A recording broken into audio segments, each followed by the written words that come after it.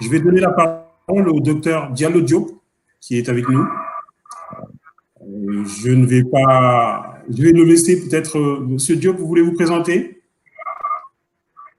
rapidement? Merci beaucoup Oui. pour l'invitation. Merci pour l'ouvrage offert. Merci pour cette contribution séminale à l'étude de la pensée politique de Cheikh Anta Diop, trop souvent méconnue ou dédaignée. Et merci pour me donner l'occasion d'ouvrir en quelque sorte le débat. Le travail de José do Nascimento que je découvre, alors qu'il a quand même un important volume de publications, j'ai été séduit par le fait qu'à ma connaissance, c'est le premier ouvrage spécifiquement dédié à l'explicitation de la pensée politique de Cheikh Anta Diop, qui est le plus souvent ignoré, ou plus exactement occulté, à cause précisément, selon nous, qui sommes ses compagnons de lutte, même si nous sommes de la génération de ses enfants, et non de celle de ses pères, est présenté comme le grand savant, une formule assez malheureuse, le pharaon du savoir, etc., et d'autres superlatifs, mais inversement comme un mauvais politicien, ce qui est loin d'être péjoratif, comme faible, sinon nul en politique. Et l'argument qui revient le plus souvent pour disqualifier les politiques au profit du dithyrambe pour le savant est que dans son activité politique locale, dans son terroir, le Sénégal, ne lui a jamais permis d'accéder à une fonction politique d'importance nationale, ou plus exactement, la seule et unique fois où il a été élu directement par le suffrage universel comme député à l'Assemblée nationale, il a refusé d'y siéger, ce qui est sans précédent dans les annales de la politique locale, qui se targue d'être pluricentenaire, mais qu'il a justifié, parce que tout acte politique que pose Cheikh Anta, au même titre que toute théorie ou thèse qu'il défend, aussi bien en sciences qu'en politique, il l'explique, il l'explicite, il la justifie. Il a refusé de siéger à l'Assemblée nationale après son élection de 1983 en publiant une retentissante lettre de démission dans laquelle il expliquait que son parti, le Rassemblement national démocratique, RND, avait choisi cette forme appropriée de protestation, le boycott, afin, écrivait-il, de préserver nos mœurs électorales de la dégradation. On est en 1983. L'un des leitmotifs qui revient dans le travail de José Alfredo, c'est que l'œuvre politique de Cheikh Anta Diop est une œuvre d'anticipation. Tantôt il dit prospective, tantôt il dit anticipation. Je préfère ce second terme au premier, mais la pertinence et la justesse de cette position sans précédent de refus de siéger, alors qu'il était l'unique élu de notre parti, apparaît rétrospectivement quand on voit aujourd'hui cette Afrique dite indépendante, cette Afrique dite en voie de démocratisation. On constate que la compétition pour les postes de pouvoir, et en particulier pour le principal de ces postes de pouvoir, celui de chef de l'État, c'est-à-dire celui en fait de potentat africain, est devenue la principale cause d'instabilité, de conflit et souvent de guerre sur notre continent. Alors, j'en viens maintenant à l'ouvrage proprement dit.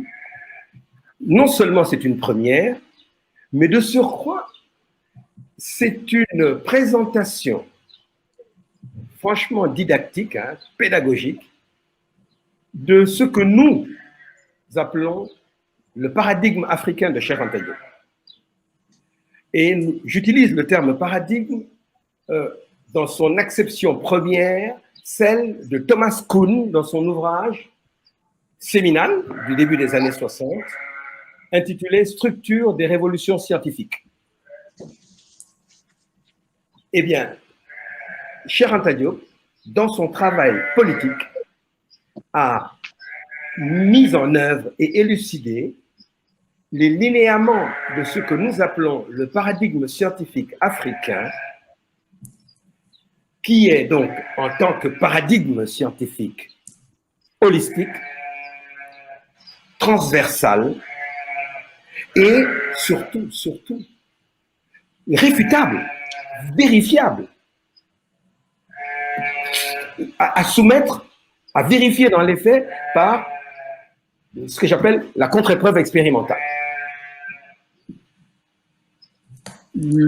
Lorsque on ouvre l'ouvrage de José, on voit que, après avoir présenté assez brièvement les idées fondamentales de Cheikh Anta Diop en matière d'histoire, hein, il montre bien que Cheikh Anta Diop a mis au point une science de l'histoire qui vient ruiner, hein, et je crois que ça, Césaire a été le premier à le dire. Il disait qu'avec son ouvrage Princeps national, Cheikh Anta Diop a d'emblée ruiné les bases scientifiques de l'érudition occidentale. Eh bien, comme c'est un esprit positif et un homme bienveillant, il n'a pas ruiné pour le plaisir de détruire, il a proposé une alternative avec une conception scientifique de l'histoire qui, en quelque sorte, remet l'histoire de l'humanité sur ses jambes alors qu'elle marchait sur la tête depuis qu'elle avait été prise en main par les falsificateurs de l'Occident impérialiste. Mais une fois qu'il a donc résumé la substantifique moelle de ce paradigme africain, je préfère le terme d'africain au terme de diopien, parce que Cheikh Anta Diop était tout sauf mégalomane, alors qu'il avait de bonnes raisons de l'être, vu l'ampleur de ses travaux. Et il ne travaillait évidemment pas pour lui-même, il travaillait pour l'Afrique. Donc, dès que José a fait cette mise au point introductive, il passe à ce qu'il appelle les directives de l'alternative de Cheikh Anta Diop dans tous les domaines. Et il y a même d'ailleurs dans les 13 domaines dont il traite, des chevauchements, hein, parce que évidemment, hein, dans la nature comme dans la vie, toutes les limites sont relatives et quelque peu arbitraires.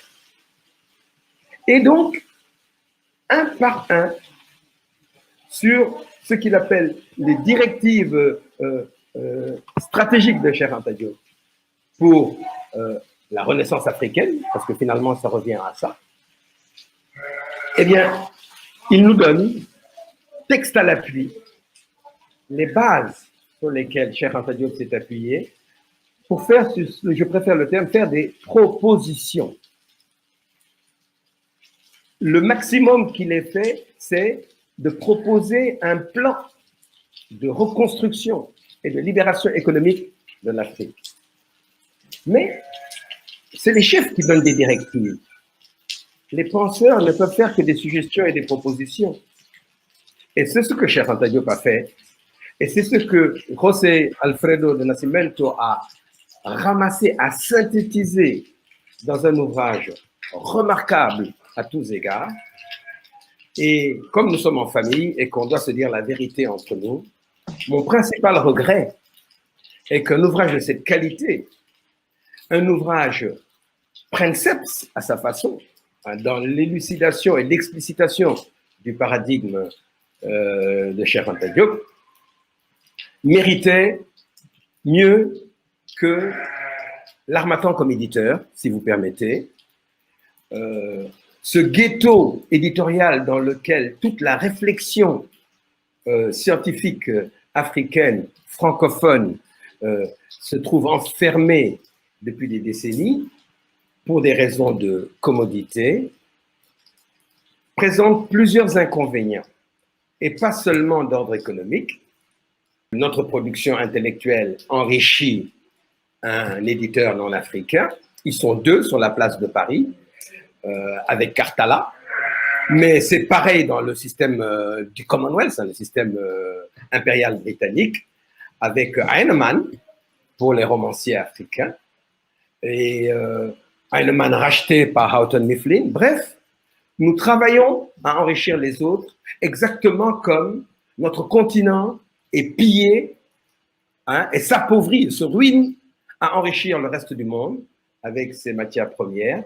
Lorsque nous dénonçons cela dans nos écrits, on gagnerait à le mettre en œuvre dans notre pratique personnelle en mettant en place nos propres réseaux d'édition et de distribution et de publication. Et je m'excuse d'être aussi franc, mais encore une fois, on est en famille. C'est dommage que Théophile ne soit pas en ligne. Il pourrait invalider ou valider ou étayer. Il est là. Ah, tu es arrivé? C'est parfait. Docteur. C'est parfait. Alors, oui, permets-moi de parler donc, pour finir, de notre patrimoine éditorial et bibliographique continental, présence africaine, où pratiquement toute la réflexion intellectuelle du monde noir se trouve dans ses caves, hein, dans sa bibliographie, mais ce patrimoine d'une valeur inestimable est géré comme un bien familial, alors qu'il est la propriété collective de toute l'élite intellectuelle africaine du XXe siècle, à quelques exceptions près. Et la manière dont on maltraite nos publications chez l'Harmattan, notamment dans l'absence de révision des textes, vous voyez, les coquilles, les abréviations, les fautes de syntaxe. On est encore heureux que cet ouvrage échappe à une tare qui était bien répandue, d'ailleurs aussi bien chez Présence africaine pour les œuvres de Cheikh Anta Diop que chez l'Harmattan pour les œuvres des Africains subsahariens. Le livre que vous achetez à prix d'or, à la première lecture, se désosse, hein, vole littéralement en éclats, simplement parce qu'il n'a pas été correctement relié et cousu avant d'être collé. Il faudra rééditer cet ouvrage en faisant ce que Samba, d'ailleurs, Samba Mboup, ça l'a frappé, ça frappe tout le monde, a dit qu'il enverrait une édition corrigée avec toutes les fautes enregistrées. Nous devons cesser, nous autres Africains, dans notre production intellectuelle qui est déjà en français et en anglais et en portugais, qui de ce fait est inaccessible à la grande majorité de nos concitoyens, veiller quand même à ne pas nous appauvrir en enrichissant des étrangers et puis d'une certaine façon, si vous permettez l'expression, de donner de la confiture à des cochons. Merci. Je m'en tiens là pour les propos préliminaires en attendant qu'on aborde le thème du modèle économique spécifiquement. Merci bien. Félicitations à José Alfredo de Nascimento. Je ne suis pas climatisé chez moi. Merci pour cette pénétration dans un domaine précis et spécifique et central, finalement, puisque dans le monde d'aujourd'hui, hein, le capitalisme sauvage, c'est l'économisme, c'est le règne de l'économisme, hein, inhumain et impitoyable. Alors, sur la question, et puis l'intérêt aussi, c'est que on prend, comme l'ouvrage est transversal et que pratiquement toutes les problématiques africaines sont abordées, il faut bien qu'on choisisse l'une pour l'approfondir. D'autant que l'intérêt de cette approche économique qu'il a détaillée, ce qu'il appelle le modèle économique de croissance, permet d'aborder finalement la validité du paradigme lui-même. Concrètement, je crois que l'une des caractéristiques de Cheikh Anta, c'est son rationalisme extrême. Il est, pour lui, tout ce qui est réel est rationnel et tout ce qui est rationnel est réel, à la limite. Hein. On peut reprendre cet adage-là pour son compte. Et cette vérité s'applique à sa propre production intellectuelle.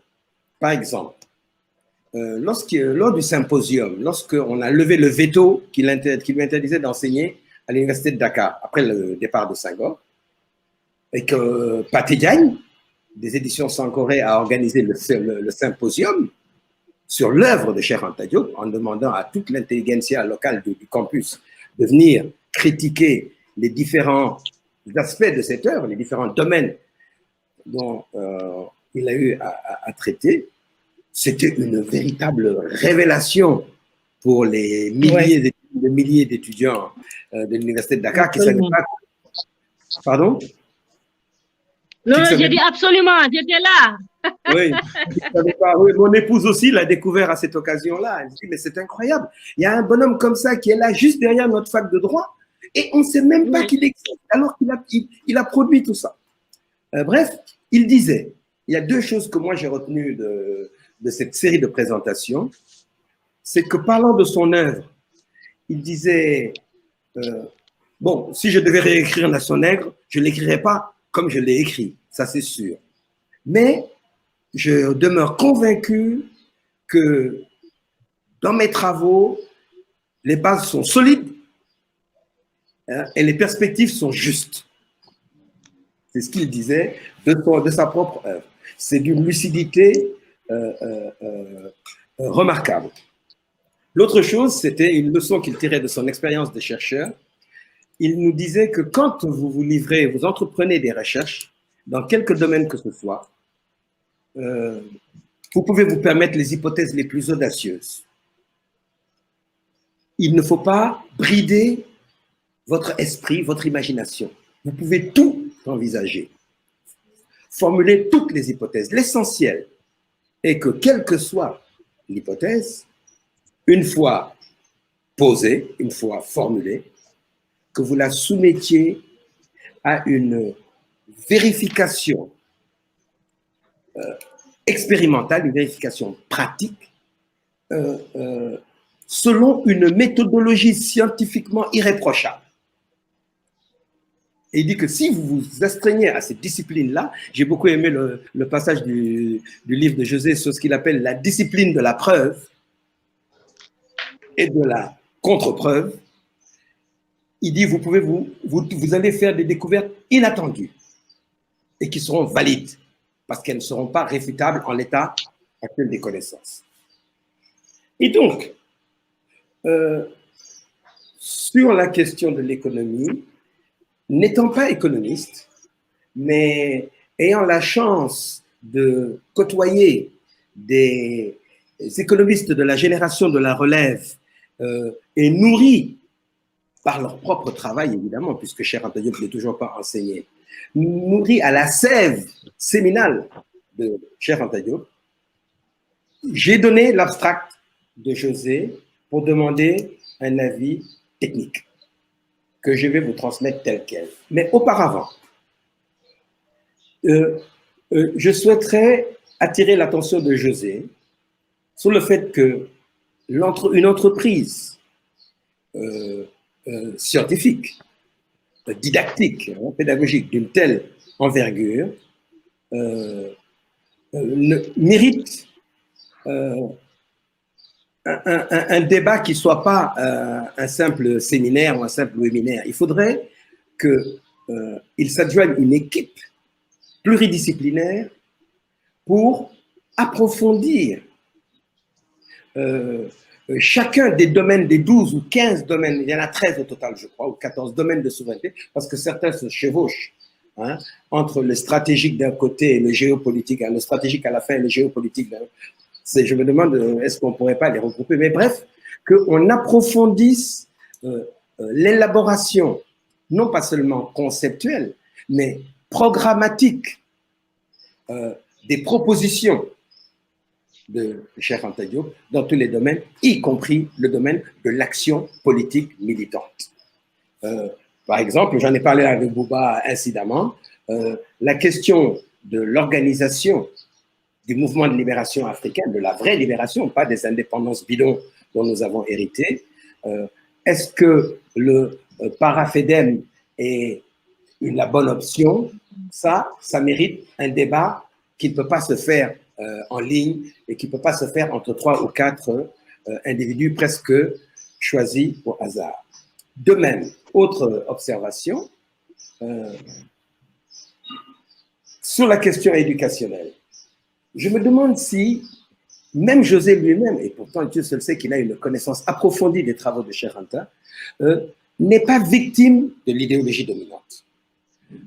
Lorsqu'il parle des conditions, des directives, ce qu'il appelle des directives éducationnelles, c'est-à-dire en fait des conditions préalables de la transformation de nos systèmes éducatifs qui sont des systèmes, j'ai horreur du terme post-colonial, qui sont des systèmes néocoloniaux, il limite son champ, il prend la question centrale des langues nationales, qui est une contribution séminale et décisive de Cheikh Anta sur la question, mais il la restreint à l'élite instruite et formatée par la bibliothèque coloniale. Alors que l'intérêt principal que nous autres militants de base voyons dans le recours à la langue nationale, c'est d'abord et surtout l'éradication de l'analphabétisme de masse. Absolument. C'est d'abord en insufflant dans chacun de nos concitoyens à l'échelle des colonies et de nos compatriotes à l'échelle du continent, mais les rudiments de la connaissance, aussi bien générale que pratique. Pour les paysans, les techniques de culture, pour les éleveurs, les techniques de reproduction du bétail, etc. C'est-à-dire leur donner les moyens de développer leurs conditions de vie par eux-mêmes. Et donc, mutatis mutandis, ça nous amène à la question de l'État elle-même. L'une des dernières conversations que j'ai eues avec Cheikh Anta Diop, avant que je ne parte pour faire la formation complémentaire qu'il m'avait recommandé de faire, il me disait, voilà, tu sais, Civilisation aux barbaries, c'est mon dernier ouvrage. Et effectivement, quand vous le lisez, c'est sa somme finale. Il dit, dorénavant, je ne ferai plus que des contributions ponctuelles sous forme d'articles. Vous voyez? Et je voudrais me concentrer sur la problématique de l'État. Il faut repenser l'État en Afrique. Il n'a pas eu le temps de le faire puisque la seule et unique contribution post-civilisation aux barbaries qu'il ait eu à publier, c'est son fameux article sur les crises majeures de la philosophie contemporaine, donné dans le cadre du colloque Philosophie, sciences et religion du département de philosophie de l'université qui porte son nom aujourd'hui. Mais il a laissé un chantier inachevé. Notre rôle, c'est de poursuivre ce chantier de la construction de cette théorie, puisque l'État, c'est d'abord une problématique théorique, dans le cadre de son paradigme, pour voir à quel résultat nous aboutirons, étant entendu que toutes les formes d'État que nous connaissons, y compris les formes d'État révolutionnaires du XXe siècle, qui, depuis la révolution bolchevique jusqu'à la révolution khoméiniste, en passant par la révolution maoïste ou indo-chinoise, mais si vous regardez bien le résultat auquel elle a abouti, je pense en particulier à la révolution chinoise, parce que moi j'étais un petit militant Mao dans ma jeunesse, mais ce n'est pas le monde nouveau dont nous rêvons pour notre Afrique. Dieu nous garde de reproduire le modèle chinois en Afrique, notamment du point de vue économique, parce qu'au fond, ils ont reproduit le modèle productiviste, n'est-ce pas, et inégalitaire, et autoritaire, et hiérarchique de l'Occident, qu'ils ont bouté hors de leurs frontières. Donc, quand on réfléchit à la question de la dette. Parce que Bouba a abordé des questions de fond comme celle de la dette, hein, ou celle de la guerre et de la paix.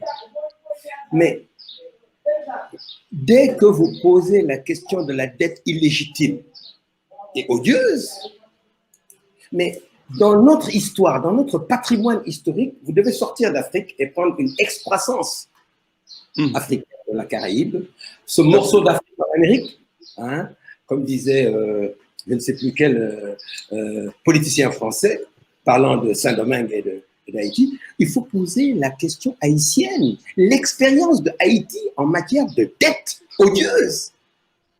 Après le blocus, hein, et les guerres qu'on lui a imposées, n'oubliez jamais qu'Haïti a quand même été le seul État, le seul peuple du 19e siècle à avoir vaincu successivement les trois puissances coloniales de l'époque, dans l'ordre l'Espagne, l'ordre de la Grande-Bretagne et la France, de Bonaparte, s'il vous plaît.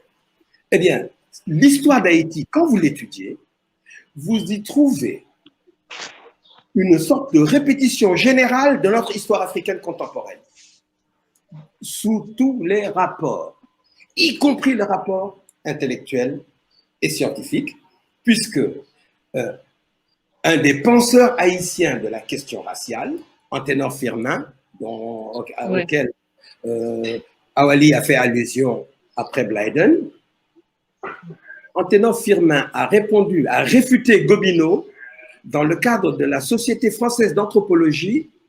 Au moment même il a posé la dernière ligne, hein, la dédicace à la jeunesse haïtienne de son ouvrage, qui s'appelle « De l'égalité des races humaines ». Il a signé la préface pendant que la conférence de Berlin était en cours, où les impérialistes européens se partageaient l'Afrique. Eh bien, cet ouvrage, qu'aucun de nos penseurs séminaux du XXe siècle n'a pu en prendre connaissance, à commencer par lui-même, mais les Césaire, les Ali Diop, personne. Cet ouvrage qu'on a exhumé en 2003, la moitié du travail de recherche historique que Cheikh Anta a entrepris à son arrivée à Paris entre 48 disons, et 52, mais la moitié de ce travail avait déjà été fait par Anténor Firmin et publié. Absolument. Et l'éditeur était à le Soufflot. Absolument. Et Cheikh Anta travaillait à la Bibliothèque Sainte-Geneviève. Mais on a occulté cette partie de notre patrimoine intellectuel dans laquelle pourtant Firmin s'est permis une prédiction qui s'est vérifiée à quelques années près. Il dit à un moment, vu ce que le peuple, après avoir réfuté avoir montré que l'Égypte était nègre, avoir réfuté toutes les âneries, hein, les inepties pseudo-scientifiques de craniologie, notamment américaine, mais aussi des Broca, puisqu'il siégeait avec Broca à la Société d'anthropologie, il en arrive aux réalisations du peuple haïtien depuis sa révolution victorieuse de 1804 et la défaite de Vertières imposée à Leclerc, le général, le beau-frère de Bonaparte. Et il dit, si j'en juge par ce que, à peine, on est en 1885, Haïti est indépendant existe depuis 1804, 1er janvier. Il dit, si j'en juge par tout ce que le peuple haïtien a réalisé sur sa petite île en 80 ans, j'ai toutes les raisons de croire que nos frères africains d'Amérique, où l'esclavage n'a été aboli qu'il y a 20 ans, en 1865, d'ici un siècle, il y aura un noir à la Maison Blanche, président des États-Unis. L'ouvrage est daté de 1885. Et je vous dis, les Césaire, les Cheranta, tous nos gars, les Chancellor Williams, qu'il ne faut pas, sur la question de l'État notamment, il ne faut pas négliger les travaux de Chancellor Williams. Bref, sur toutes ces questions-là, il faut que nous les approfondissions en petit comité et en faisant appel à toutes nos ressources bibliographiques qui, Dieu seul sait, sont massives. C'est dans cet ouvrage que j'ai trouvé notamment la référence d'un ouvrage historique, là, dont je n'avais jamais entendu parler et que José signale comme un ouvrage de référence en matière d'historiographie africaine. Donc, pour en revenir à nos moutons, c'est-à-dire à la question économique, le profane que je suis a fait appel à un expert de la génération de la relève et après avoir lu le papier de José, le papier de synthèse, hein, parce que même en lisant le texte lui-même, sur la partie des directives économiques, j'avais été un peu surpris par sa référence à l'avantage comparatif, quoi, hein, de Ricardo, la théorie néolibérale. Mais José est prudent. Il explique bien à la fin de ce paragraphe qu'il ne s'agit pas de l'avantage comparatif néoclassique basé sur la simple dotation factorielle. Il explique ça. Mais voici ce que nous dit notre jeune économiste africain. Tout en étant très sympathique vis-à-vis des objectifs de ce court texte, je constate cependant deux problèmes. Le premier problème est relativement mineur. Il est d'ordre conceptuel, terminologique. L'auteur a lu et interprété la pensée de Cheikh Anta Diop à travers les catégories de la théorie économique néoclassique. Cette démarche me semble inappropriée. Par exemple, on peut s'interroger sur la pertinence du concept de modèle économique, entre guillemets. On peut sans doute comprendre l'intention généreuse de l'auteur de montrer que Cheikh Anta Diop a construit une pensée structurée sur le volet économique. Pour autant, l'usage de la notion de modèle économique ne va pas de soi. La séparation entre l'économique et les autres sphères, ce qui permet de parler de modèle économique, est une caractéristique, mieux, une anomalie du système capitaliste. Un anthropologue de la trempe de Cheikh Anta Diop ne peut pas concevoir l'économie, entre guillemets, comme une sphère autonome, car l'histoire de l'humanité qu'il a étudiée méticuleusement lui a démontré le contraire. Le concept de modèle civilisationnel, il met entre guillemets modèle civilisationnel, qui transcende le fétichisme de l'économie, rend certainement mieux compte de la densité et de la portée de la pensée de Cheikh Anta Diop que celui de modèle économique ou celui de modèle économique de croissance. En tant que panafricaniste, Cheikh Anta Diop n'aspirait pas prioritairement à fournir une réflexion permettant d'augmenter la croissance économique de l'Afrique, entre guillemets, mais plutôt à poser les bases historiques, culturelles, linguistiques, psychologiques, etc., de la libération de l'homme africain et de l'être humain de manière générale. Le modèle économique, entre guillemets, est un élément important dans ce projet, mais n'est pas le plus essentiel. Quel modèle économique pourrait-on envisager pour ceux qui ignorent leur histoire et leur langue maternelle et qui préfèrent les produits importés aux produits locaux? Le même type de remarque peut être effectué au sujet de la notion d'avantage comparatif, développée à l'origine par l'économiste britannique David Ricardo pour justifier le libre-échange international dans un contexte où l'Angleterre n'avait plus rien à retirer du protectionnisme. Ce concept repose sur une vision statique des ressources et des spécialisations économiques. Il suppose également une allocation des ressources via le marché mondial, international, plutôt qu'une allocation via la planification économique, l'option panafricaniste, celle de Cheikh Anta Diop. Au lieu de parler des avantages comparatifs de l'Afrique, entre parenthèses, matières premières et sources d'énergie, il serait peut-être plus approprié de raisonner en termes de levier de développement de ressources mobilisables. Il est utile de rappeler que Cheikh Anta Diop était aussi un physicien. Son point de vue ne peut être que différent de l'approche statique de l'économie néoclassique qui, de surcroît, ignore totalement le rôle de l'énergie dans le système économique. Alors que pour Cheikh Anta, il est central. Au commencement est l'énergie, tout le reste en découle. Ceci m'amène au second problème posé par le texte de Do Nascimento. Il écrit: un des grands avantages de ce modèle économique de croissance, celui qui aurait été avancé par Cheikh Anta Diop, est que les peuples et les États africains peuvent le mettre en œuvre avant même de créer les États-Unis d'Afrique. Je dirais que ce point de vue, dont s'abreuve l'afro-libéralisme ambiant, est aux antipodes de la vision de Cheikh Anta Diop, qui a écrit clairement: l'organisation rationnelle des économies africaines ne peut précéder l'organisation politique de l'Afrique. Extrait d'une interview avec Carlos Moore en 1976-1977, où il critiquait sans complaisance le caractère politiquement bancal de la CEDEAO, dont il pronostiquait l'échec. Et de fait, Cheikh Anta classait la CEDEAO parmi ceux qu'il appelait les faux ensembles.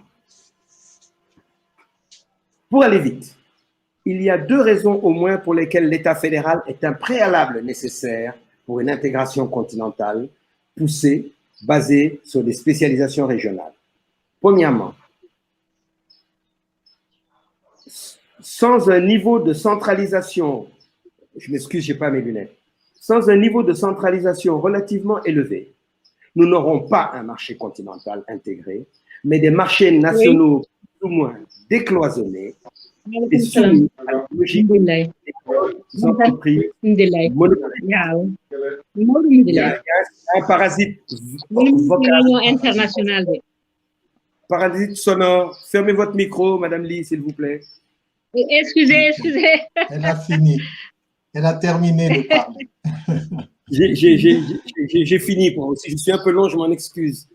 Non, c'est normal. C'est au contraire. C'est intéressant. C'est très bon. C'est très bon. C'est très bon, oui. Premièrement, sans un niveau de centralisation relativement élevé, nous n'aurons pas un marché continental intégré, mais des marchés nationaux plus ou moins décloisonnés et soumis à la logique des grandes entreprises monopolistes. Deuxièmement, tout processus d'intégration économique crée des perdants et des vainqueurs. Le fédéralisme politique est une manière d'intégrer cette donne de manière démocratique en prévoyant des mécanismes de redistribution qui préservent l'unité africaine. Sans ce type de préalable, les perdants vont devenir des sécessionnistes, entre guillemets, ou vont être emportés par des sentiments populistes, entre guillemets, xénophobes, entre guillemets, etc., à l'instar de ce qui se passe dans la zone euro, une zone monétaire sans souverain fédéral, créée pour soumettre les peuples. Voilà mon feedback rapide sur le document que tu m'as soumis, fraternellement. Tout à l'heure, Awali a cité une phrase du parrain qui est devenue, qui est galvaudée, qui dit la sécurité précède le développement. J'ai voyagé un peu en Afrique de l'Ouest. Issoufou, par exemple, au Niger, en a fait des posters de un slogan. Ah oui, affiché partout, que la sécurité précède le développement. Mais c'est se payer de mots dans une Afrique de l'Ouest déstabilisée par l'agression franco-anglo-américaine sous le couvert de l'OTAN et de l'ONU contre le régime de Kadhafi et son assassinat, sa liquidation, l'invasion du Sahel qui en est résultée et sa déstabilisation armée. Dans un tel contexte, on vous met la citation de Cheikh Anta Diop sur les murs des affiches publicitaires de Niamey, mais il faut une injonction du président français Macron pour que les pays victimes de l'agression séparatisto-djihadiste, appelons-le comme ça, attendent l'injonction de Macron pour créer le G5 Sahel. Ils n'ont pas eu le réflexe de l'intégration militaire à des fins de survie sécuritaire. Eh bien, si tu veux, mutatis mutandis, c'est le même problème auquel on est confronté. Cheikh Anta disait, l'intégration politique précède l'intégration économique. C'est un autre slogan galvaudé. Mais que se passe-t-il? Regardez quand on essaye de sortir de la servitude monétaire et de rompre ce lien mortifère qu'est le franc CFA, raccordé à la zone euro. Regardez le jeu du même Macron avec son complice Alassane Draman Ouattara. Un beau jour, il se lève là-bas à deux et il décide que l'écho que la CEDEAO prépare depuis des décennies, c'est reporté d'année en année, depuis, c'est vraiment une arlésienne, pour être gentil. eh bien, ils décident un beau matin à deux que cette école-là, ce sera le nouveau nom de leur CFA à eux. Que vous voyez? Et notre président local, qu'il est né après l'indépendance, comme il disait, on pensait que c'était un avantage qu'il ne serait pas colonisé dans sa tête comme ses prédécesseurs. Il s'empresse de dire oui, oui, oui, mais c'est vrai qu'ils ont la décision est très bien, hein, le sommet d'Abidjan, il est d'accord, mais que c'est pas pour maintenant et qu'en attendant, rien ne va changer. Vous voyez? Donc, la leçon que j'en tire, c'est que d'abord, les appels lancés à la cantonade comme ça doivent être organisés. Et je t'apprends, si au cas où tu l'ignorerais, que le groupe des jeunes économistes africains a lancé un appel organisé à des groupes de travail. C'est suite à la fameuse injonction faite au chef d'État dans le cadre de la pandémie, hein, de changer de mode de gouvernance en quelque sorte, même si c'est évidemment enfoncer une porte ouverte et prêcher dans le désert. Hein, on sait bien qu'ils ne sont pas libres de leurs décisions. Mais ce groupe-là a commencé à mettre en place des groupes de travail d'économistes, mais encore faut-il confier aux spécialistes et aux experts des questions techniquement solubles. Comment vous allez poser le problème de notre souveraineté en matière de sécurité? Je parle cette fois-ci de sécurité physique, hein, pas de sécurité alimentaire ou énergétique, de sécurité physique, hein, la sécurité des personnes et des biens. Alors que, comme l'a rappelé Awali, puisqu'on dit que la sécurité précède le développement, comme l'a rappelé Awali, il y a un petit rectificatif, il y a un pays africain capable de produire toute la panoplie des armes modernes, c'est l'Afrique du Sud. Et elle disposait même de la capacité nucléaire, tête atomique et vecteur dans sa base de Pelindaba. On a veillé à l'édenter du point de vue atomique et nucléaire avant que la majorité noire ne prenne le pouvoir sous la direction de l'ANC en 1994. Eh bien, l'Afrique du Sud, qui a produit toute la panoplie des armes conventionnelles et non conventionnelles, elle est le seul pays africain. L'autre pays, à l'autre bout, hein, on dit toujours le Caire, le Cap, c'est l'Égypte, mais elle ne produit que des armes légères. Mais les armes qui font tous les foyers, les innombrables foyers de guerre, civils ou étrangères sur notre continent, aucun ne s'approvisionne ni en Égypte ni en Afrique du Sud. Et ceux qui leur fournissent ces armes leur fournissent également les munitions, sans lesquelles ces armes ne sont que de la quincaillerie. Et donc, ce sont les maîtres en dernière analyse de leurs opérations militaires. Il suffit qu'ils cessent de fournir les munitions et les canons et les missiles ne vous servent plus à rien. Les lance-missiles ne vous servent plus à rien. Donc, pour finir, mettons-nous au travail, collectivement, anonymement, c'est-à-dire on ne doit même pas faire de bruit tant qu'on n'est pas parvenu à des résultats pratiques sur que faire. Et à ce moment-là, maintenant, on passe à l'action concertée et collective. Et là, les Africains peuvent changer la donne dans des délais non prohibitifs. Je donne une dernière citation de Cheikh Anta parce que vraiment, je suis résolument trop long. L'un de mes derniers entretiens avec lui, c'était en 1985, un an avant sa mort. Il disait, est-ce que tu sais que le savoir, notamment scientifique et technique, mais pas seulement, qui existe d'ores et déjà à travers le continent, mais à l'état dispersé, est suffisant si, une fois rassemblé et organisé, suffisant pour reconstruire l'Afrique sur des bases indépendantes dans des délais non prohibitifs. On est en 1985. Ça fait combien de décennies perdues? Et ce constat qu'on pouvait contester à l'époque est encore plus évident 35 ans après. Qu'attendons-nous pour exécuter? La question n'est pas théorique, elle est pratique. Merci de votre attention. Non, je disais que profondément, Cheikh Anta Diop en fait un inventaire des ressources énergétiques du continent. Mais sa contribution originale est en fait séminale à ce qu'il appelle au problème énergétique africain. Vous la trouverez non pas dans des ouvrages, mais soit dans des articles du journal du RND, notamment un article de Tahao qui s'appelle « Pour une doctrine énergétique africaine », que je tiens à votre disposition. Vous la trouverez sur le site du RND, dans les publications du parti.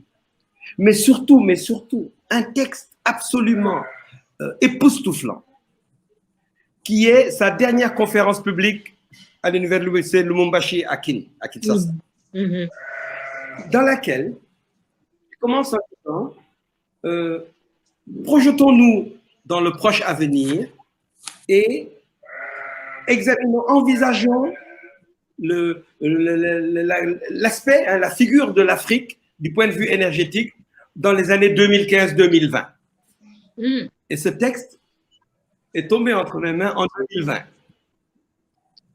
Et il expose cette doctrine que nous connaissions, hein, cette doctrine énergétique qui est la théorie du vecteur hydrogène comme énergie renouvelable de deuxième génération par rapport au solaire, par exemple, ou à l'éolienne.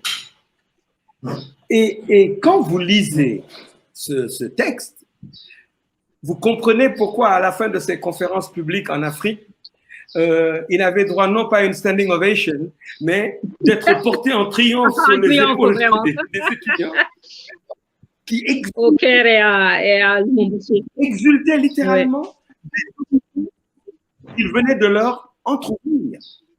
Donc, retenez le vecteur hydrogène comme source d'énergie du futur et qu'il a exposé pour la première fois, avant même de le mettre dans le journal Tahao, il l'a exposé lors de la première conférence de presse du RND, lors de sa reconnaissance après 4 ans et demi d'existence illégale. Senghor est tombé, Abdou Diouf l'a remplacé comme successeur. Et lors de la première conférence du RND légal, il a exposé les perspectives énergétiques de l'Afrique. Vous savez, Cheikh Anta a été combattu au moins autant par nos adversaires. Hein. Il n'aimait pas le terme ennemi. C'était vraiment un humaniste. Il disait nos adversaires occidentaux, mais aussi par exemple, les Africains d'obédience marxiste, léniniste, qui ne supportaient pas, qui ne fassent pas allégeance à la doctrine marxienne. Et quand il a présenté ça, ils ont eu l'aplomb de dire mais regardez, Cheikh Anta, là, le RND a mené un combat victorieux sur presque 5 ans. Au lieu de profiter de ça pour crier victoire et dire que maintenant, l'étape suivante, c'est de prendre le pouvoir, c'est-à-dire en fait occuper le palais de l'ancien gouverneur général de l'AOF, hein, c'est ça, prendre le pouvoir au Sénégal. Il vient jouer au savant et parler de choses futuristes qui n'ont aucun intérêt pour le paysan ou l'éleveur sénégalais. Je vous renvoie à cet article qui a été publié dans le cadre des écrits scientifiques et techniques donc, de Cheikh Anta Diop, à l'initiative de son fils aîné, Cheikh Maké, et dans lequel vous trouverez aussi ces extraits de traduction de la relativité générale et restreinte, de la physique et la chimie quantique, de la théorie des ensembles en mathématiques, de la Marseillaise, tout ça en Wolof. Et comment il a intitulé ce texte, ça, il avait le sens de la formule, il l'a appelé en Wolof Tiki Khelum Sak, qui signifie mot à mot en français le déverrouillage de l'esprit créateur. Eh bien, quand vous lisez donc ces traductions de textes de physique quantique et de philosophie, vous vous rendez bien compte que ceux qui disent que nos langues sont inaptes à traduire les notions élevées de la philosophie, de la science ou de la technique racontent des bobards et nous désinforment. Merci. Mais comme on ne sait pas si le livre circule comme il faut et est-ce que le prix est abordable, tu peux résumer la pensée de Cheikh sur la question. Il dit Oui, il est de mode, il est de bon ton aujourd'hui de dire que personne n'est indépendant et que nous sommes tous interdépendants. Il dit soit, nous pouvons accepter ce point de vue, mais à une seule condition, c'est que nous ne dépendions pas plus des autres que les autres ne dépendent de nous, et réciproquement. Absolument. Absolument. Et que si cette condition est remplie, nous sommes d'accord pour l'interdépendance générale. Ouais, tu sais, c'est cette lucidité, ce bon sens de chef. Et ça, c'est une réponse qui date des débuts des années 50. Je crois que c'est sa préface à 54 de Nation Nègre ou quelque chose comme ça. Tu vois. Absolument. C'est comme un extra lucide. Oui. Merci Diallo Diop. Merci Diallo Diop. Tu as bien expliqué la position de Cheikh Anta Diop sur la question de la mondialisation. C'est vrai. Non, ce que moi je voulais apporter précisément comme contribution sur ce dont nous parlons, c'est la contribution de Nyerere. Parce que je suis d'accord avec l'observation de notre compatriote qui a posé la question sur le caractère fictif des frontières nationales et des prétendues identités nationales qui en résultent. Elles sont arbitraires, elles sont fantaisistes, elles sont souvent nuisibles, dangereuses, voire nuisibles. Mais Cheikh Anta a déjà attiré notre attention dessus dès le départ. Elles peuvent se s'ossifier. Il disait c'est l'ossification des frontières factices. Hein? C'est par un processus de fossilisation qui, plus on tarde, plus il peut il peut se consolider. C'est le cas de l'autre pour une ossification. Et d'où l'urgence, selon lui, de faire basculer l'Afrique sur la pente de son destin fédéral, comme il aimait à le dire et à le répéter. Mais Nyerere, Mwalimu Nyerere avait une proposition, hein, on ne l'a pas beaucoup écouté, pourtant souvent les faits lui ont donné raison. C'est pas pour rien qu'on l'appelait Mwalimu, l'instituteur. Il disait, mais nous devons apprendre à nos enfants à cesser de se définir comme des Tanzaniens, des Kenyans ou des Ougandais, des Congolais, des Éthiopiens, des Algériens, des Sénégalais, et leur dire que vous devez vous présenter comme un Africain de l'Ouganda, un Africain du Kenya, un Africain de Tanzanie ou un Africain d'Égypte, du Sénégal ou du Nigeria ou du Congo. C'est rien que ça.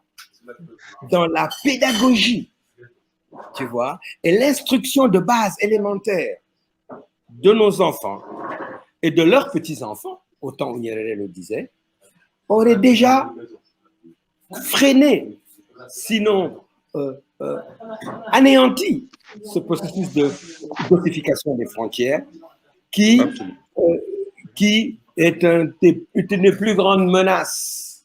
Il faut voir comment les Sénégalais, par exemple, il est vrai que le Sénégal, quand même, a un caractère particulier. Ils ont 3 siècles et demi d'occupation française.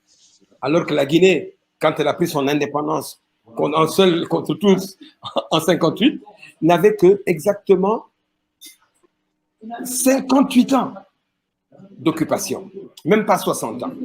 Ça fait une sacrée différence dans la psychologie des peuples dominés.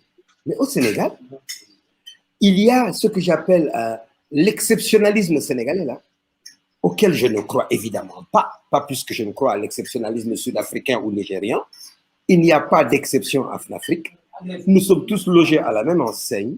Mais au Sénégal, ils vous disent, par exemple, sur le cas concret de la menace djihadiste dans le Sahel, ils vous disent, ah non, ils ne viendront pas au Sénégal.